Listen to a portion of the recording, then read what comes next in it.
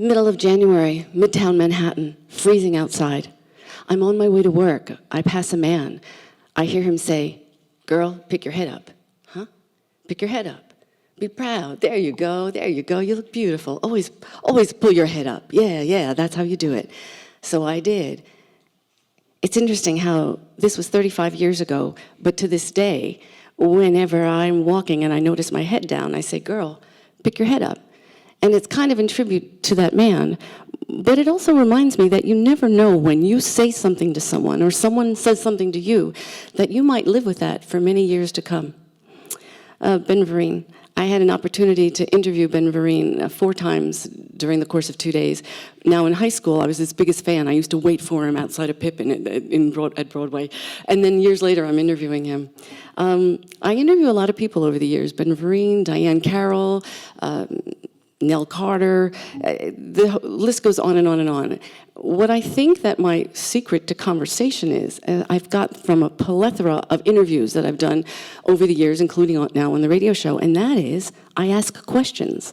I consider conversations almost a little bit like an interview, at least at the beginning. I ask questions because it gives people a chance to answer in ways when you ask an open question, like, "Tell me about blah, blah," or "Have you always been a dancer?" Speaking of dancing, I see conversation as a dance. Sometimes you're leading, sometimes you're following, and conversation and dance usually end up at one place where it's not about who's talking or speaking, it's about the conversation, it's about the dance. Small talk sometimes gets underestimated. I think small talk has a purpose. You know, when we're talking about the weather or the coffee, in a way, 57% of conversation is nonverbal. So during that time, we're kind of downloading the disposition, the mood, the possibility. Does he like me? Do I like him? That type of thing. Conversation is also something that we use when teaching. Always teach when you can. When you teach a young person, in a way, you're having a conversation with the future. So you never know where your conversation waves and generations later might lead. It's one of the things that brought us all here today, right? Touch is a form of conversation. When you touch someone's face, they're dear to you. When you touch their back, you got their back. When you're holding hands, well, it's because they want to be in your company, right? So keep in mind that touch is a way of saying things without words. And speaking of without words, there are times when difficult conversations come. "Dad, I really screwed up. I'm sorry." "No, son, I should have been there for you more. Can you ever forgive me? Can you forgive me? I love you. I love you too, Dad." Those are difficult conversations, but somehow we find the words. And other times, like Pulse, I remember the day we were all just to go to Lake Eola. And I went to Lake Eola, my husband drove, we got home, and I realized I hadn't said anything. Sometimes just showing up is enough to say something. You just standing there, being there, says it all. This couple, married 70 years, they're 100, they were in Life magazine. Every night their ritual is to sit on the side of the bed and say, "How was your day? What did you do? What did you learn? What was your takeaway? How was your day? What did you do? What did you learn? What was your takeaway?" What a great ritual to have with your loved one. So I ask you, what did you do today? Oh, I love this. I love the fact that sometimes we need in our conversations to play, to be silly.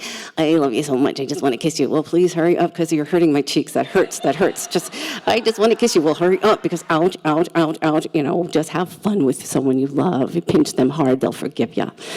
This face, this is the quintessential face of "Tell me your story. How was your vacation?" And really want to know, bring that face to a conversation when you want to listen, because that is the most beautiful gift you can give someone, your full presence to hear what they have to tell you. Yeah, you can do that. I'm seeing some of you do that now. You, sir, wake up. Okay. When you're telling a story, tell it. Tell it like you mean it. Add how you felt. And you know what else you could do? start off with the Reader's Digest version. People will let you know if they want the whole story. I think that's where some people get lost. They go, and then, an hour later, we took a step across the street, and no, just get to the end of it. Conversations can all be different. For instance, this one. They can deceive you. The only two people, the two men on the left and the right with their backs to you are actually men looking at a mural. And the only other person, the daughter of the man on the right, are real. The rest are all a painting on a surface of a wall. Things aren't always as they seem. Cultivate gratitude in your life. Why? Because when you cultivate gratitude, you tend to be a little bit happier, and happier are the people that people want to chat with. So when you do that, it's a way of bringing to your conversation something that everyone can relate to, that every story has something good in it, even when it's not happy. And go to museums. One, they need the business, but two, we don't always see art as art is. We see art as we are. And I love that. Why did they call her the Moaning Lisa? She doesn't look like she's moaning. No, she's not the Moaning Lisa. She's the Mona Lisa. Her name is Mona. Oh, that's a pretty name, I know. So we've been having a conversation about art tonight. So how can you bring your conversation to where it's like art? Well, if you value beauty, talk about beautiful things. If you value love, talk about things you love. If you value solving things, what are the things in your life you want to solve? And ask people questions. You're probably wondering who this man is. Good question. He's Jason Hunt. He is the artist of all the drawings that you've been seeing. He's my husband. He's at the Maitland Art Festival this weekend. It started tonight, so he's not able to be here. I said, that's okay, I've got your work. But he draws for a living, and that's what he does, and that's his way of communicating to the world. So cheers to all of you for being here. Thank you for coming out to Bishakasha. Eddie, thank you so much for having me part of this conversation. Darling Jason, thank you for your drawings. And Jill Sharga, thank you for making me these thank you for the slides of Jason's work. And to all my friends who've been through this conversation thing with me forever, thank you to you. Good night, everybody.